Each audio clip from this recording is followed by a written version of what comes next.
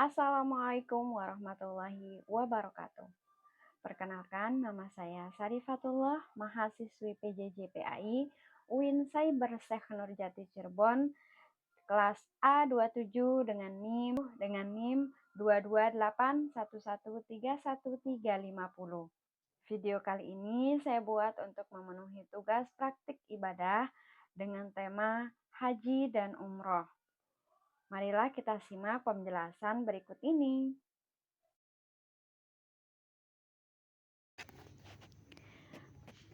Secara bahasa, haji berarti menyengaja atau menuju ke suatu tempat yang mulia. Sedangkan secara istilah, haji yaitu mengunjungi Baitullah di kota Makkah untuk melaksanakan ibadah tertentu pada waktu yang telah ditentukan, yaitu pada bulan-bulan haji. Hukum haji yaitu wajib bagi setiap muslim, baik laki-laki maupun perempuan. Haji bukan sekadar perjalanan fisik, tetapi juga merupakan panggilan Allah Subhanahu wa Ta'ala kepada hambanya. Tidak semua orang mampu secara fisik dan materi dapat melaksanakan haji, kecuali mereka yang benar-benar diberikan kesempatan oleh Allah Subhanahu wa Ta'ala. Umroh secara bahasa berarti ziarah, sedangkan secara istilah yaitu mengunjungi Baitullah untuk melaksanakan ibadah ihram, tawaf, sa'i, dan tahallul yang dapat dilaksanakan kapan saja dan tidak terikat oleh waktu seperti haji. Hukumnya yaitu sunnah muakkad. Rukun haji adalah amalan pokok yang harus dilaksanakan. Jika salah satu rukunnya ditinggalkan, maka ibadah haji menjadi tidak sah. Rukun haji terdiri dari yang pertama yaitu niat ihram, yang kedua wukuf di Arafah, yang ketiga tawaf ifadah, yang keempat sa'i, yang kelima tahallul, dan yang keenam tertib. Sedangkan rukun umroh terdiri dari niat ihram, kedua tawaf, ketiga sa'i, dan yang keempat tahallul. Adapun tata cara urutan berhaji yaitu yang pertama adalah niat dan ihram. Ibadah haji dan umroh diawali dengan niat di miqat. Sebelum melaksanakan niat, jamaah dianjurkan mandi sunnah ihram, memotong kuku, serta memakai pakaian ihram dalam keadaan suci. Pakaian ihram bagi laki-laki berupa 2 helai kain putih tanpa jahitan, sedangkan bagi perempuan memakai pakaian yang menutup aurat. Adapun bacaan niat haji yaitu nawaitul hajja wa ahramtu bihi lillahi ta'ala labbaik Allahumma hajjan. Kemudian setelah niat jamaah membaca talbiyah labbaik Allahumma labbaik labbaik la syarika laka labbaik innal hamda wan ni'mata laka wal mulk la syarika lak. Sejak niat ihram diucapkan, jamaah wajib menjaga diri dari larangan ihram seperti memotong rambut dan kuku, memakai wangian, serta berkata atau berbuat yang dapat merusak kesempurnaan ibadah haji. Kegiatan ibadah selanjutnya yaitu wukuf di Arafah. Wukuf di Arafah merupakan inti dan puncak dari ibadah haji seseorang. Bahkan Rasulullah SAW bersabda, haji itu adalah di Arafah. Pada tanggal 9 Zulhijjah, jamaah berkumpul di Padang Arafah. Di tempat inilah jutaan manusia berdiri, duduk, dan berdoa dengan penuh harap. Tidak ada yang lebih mulia pada hari itu selain doa dan air mata taubat. Tidak ada bacaan khusus pada ibadah ini, namun jamaah dianjurkan untuk memperbanyak doa, dzikir, istighfar, dan memohon ampunan kepada Allah Subhanahu wa Ta'ala. Jika seseorang tidak melaksanakan wukuf, maka ibadah hajinya menjadi tidak sah. Setelah wukuf di Arafah, jamaah menuju Musdalifah untuk mabit atau bermalam. Di Musdalifah, jamaah melaksanakan sholat maghrib dan isya secara jamak, kemudian bermalam meskipun hanya sebentar.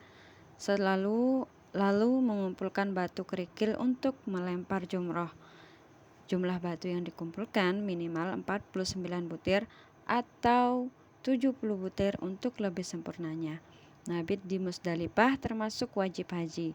Jika ia ditinggalkan tanpa uzur, maka wajib membayar dam atau denda.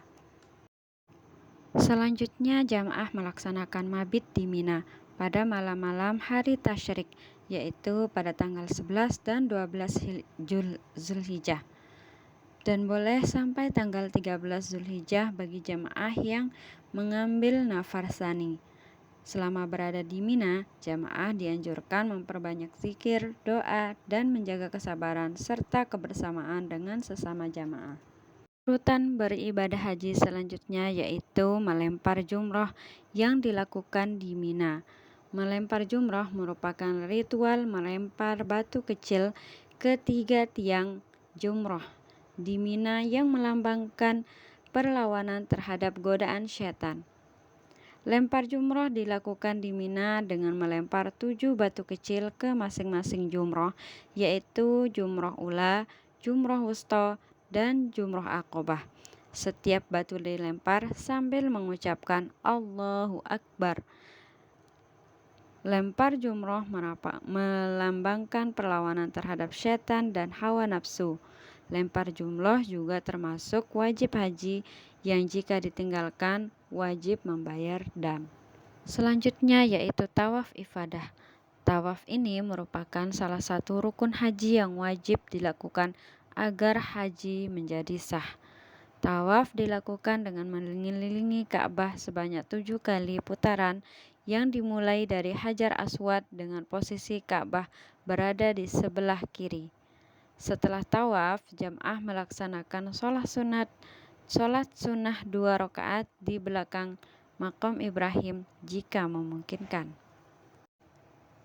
Setelah itu, kemudian jamaah haji melakukan sa'i yang dilakukan dengan berjalan bolak-balik sebanyak 7 kali antara Bukit Safa dan Bukit Marwah yang dimulai dari Bukit Safa dan diakhiri di Bukit Marwah. Sa'i merupakan teladan dari perjuangan Siti Hajar dalam mencari air untuk putranya Nabi Ismail dan mengajarkan kita bahwa usaha harusnya disertai dengan tawakal kepada Allah Subhanahu wa Ta'ala. Urutan ibadah haji selanjutnya yaitu tahallul. Tahallul merupakan tahap ibadah haji dan umrah yang dilakukan dengan mencukur atau memotong rambut sebagai tanda keluarnya jamaah haji dari keadaan ihram. Tahallul bukan sekadar tindakan fisik, tetapi simbol ketaatan dan penyucian diri setelah menunaikan rangkaian ibadah haji. Dalam ibadah haji, tahallul dilakukan setelah melempar jumroh aqobah dan disempurnakan setelah tawaf ifadah serta sa'i. Sedangkan dalam umroh, tahallul dilakukan setelah selesai sa'i. Bagi laki-laki dianjurkan mencukur habis rambutnya, sedangkan perempuan cukup memotong ujung rambut saja. Setelah melalui tahallul, larangan-larangan ihram mulai gugur dan jamaah haji kembali boleh menjalankan aktivitas secara halal.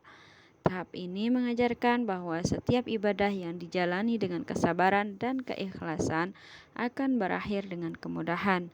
Rambut yang dipotong menjadi simbol harapan agar diampuni dosanya dan dimulai lembaran baru dalam kehidupan dengan jiwa yang lebih bersih dan hati yang lebih dekat kepada Allah Subhanahu wa Ta'ala.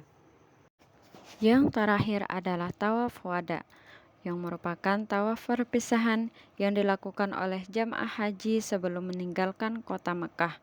Tawaf ini menjadi penutup rangkaian ibadah haji dan wajib dilaksanakan oleh jamaah yang bukan penduduk Mekah. Tata caranya sama seperti tawaf pada umumnya, yaitu mengelilingi Ka'bah sebanyak 7 kali dengan penuh kekhusyuan, sebagai ungkapan hormat dan pamit kepada Baitullah. Melalui tawaf wada, jamaah mengungkapkan rasa syukur atas kesempatan beribadah di tanah suci, sekaligus menyimpan doa dan harapan agar suatu hari dapat kembali lagi ke hadapan Ka'bah.